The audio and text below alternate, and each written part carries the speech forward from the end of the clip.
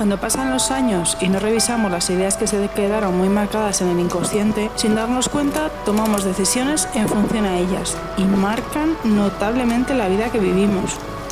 Repetimos la infancia y reproducimos las mismas sensaciones una y otra vez. Por eso es conveniente hacer un reseteo constante de lo que llevamos dentro. Nuestra siguiente protagonista en la apariencia tuvo una vida idílica, como de cuento.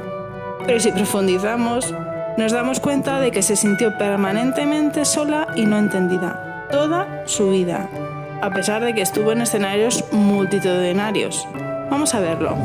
Su nombre compuesto era Gratia Patricia, que significaba favor y aquella que es noble.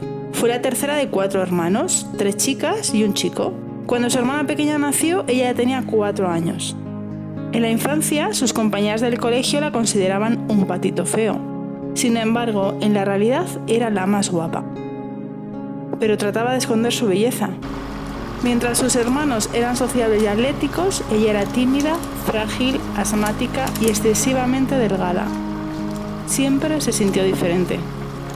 Su padre era un hombre de éxito y era conocido por haber sido 3 veces campeón olímpico en remo.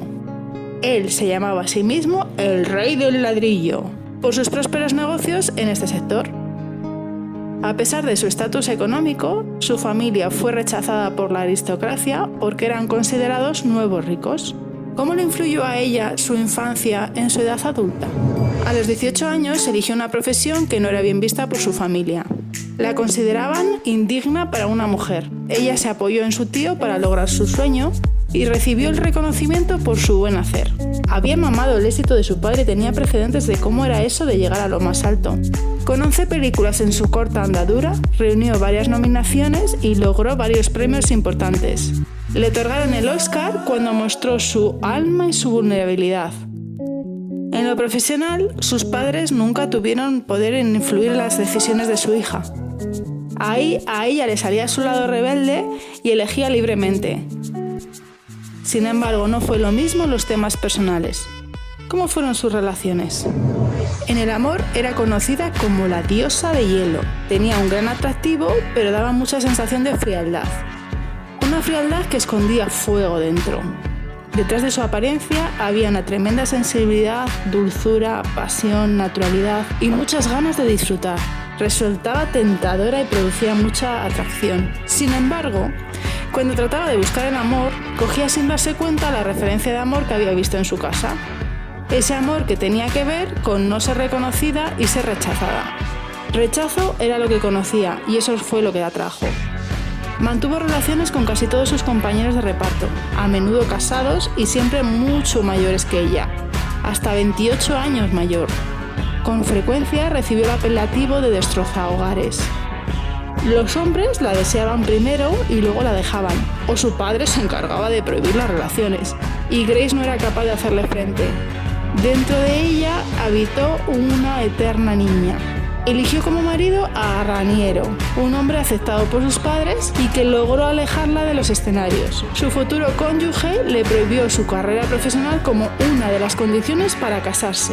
Ella dejó su carrera a los 26 años. ¿Pero por qué eliges como marido a una persona que no está de acuerdo con la profesión que te enamora? Vamos a mirar lo que aconteció en lo profundo.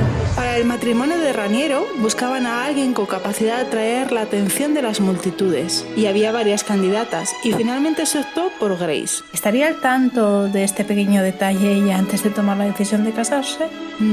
¿Quién sabe? Unas cartas y una cena en casa de los progenitores de Grace en Navidad fueron suficientes para anunciar su compromiso de boda con el que sería su futuro marido. No era necesario un mayor noviazgo, puesto que ya debía llegar virgen al matrimonio. Por supuesto, virgen. Con ese detalle imagino que tuvieron que hacerse un poco los locos, porque obviamente no lo era. Además, debía ser fértil, algo que se comprobó. Muy romántico todo, vamos. Para seguir reduciendo el romanticismo, el príncipe Raniero le exigió a Grace $2 millones en concepto de dote. A todas luces parece más un trato de negocios que amor. Grace tuvo a sus 2 primeros hijos con 14 meses de diferencia, y la primogénita nació justo 9 meses después de casarse. Lo que demuestra que el príncipe Raniero tenía mucha prisa por tener un hijo varón como sucesor. De nuevo cabe preguntarse, ¿amor o negocios? ¿Pero qué obtenía ella? ¿Por qué se casó? De nuevo vamos a mirar con profundidad.